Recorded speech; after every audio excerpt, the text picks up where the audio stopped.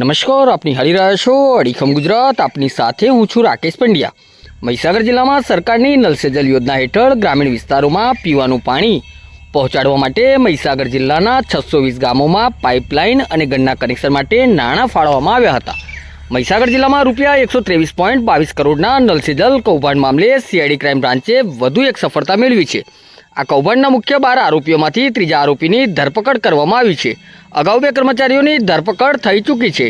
લુણાવાડા સ્થિત વાસ્મો કચેરીના તત્કાલીન આસિસ્ટન્ટ મિકેનિકલ અલ્પેશ જયંતિસિંહ પરમારને સાઠંબા ખાતેથી ઝડપી પાડવામાં આવ્યો છે.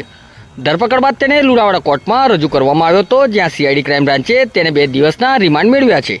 નોંધનીય છે કે આ જ આરોપી અલ્પેશે અગાઉ કોર્ટમાં આગોતરા જામીન માટે અરજી કરી હતી, જે કોર્ટે ફગાવી દીધી હતી. આ કૌભાંડની ફરિયાદ 22 જૂને હાલના વાસ્મો યુનિટ મેનેજર ગિરીશ અગુલાએ વડોદરા ખાતે સીઆઈડી ક્રાઇમ બ્રાન્ચમાં નોંધાવી હતી. અત્યાર સુધીમાં સીઆઈડી ક્રાઇમ બ્રાન્ચે કૌભાંડમાં સંડોવાયેલા 12 તત્કાલીન કર્મચારીઓમાંથી 3 કર્મચારીઓ અને 4 ઇજારદારો મળીને કુલ 7 આરોપીઓની ધરપકડ કરી છે.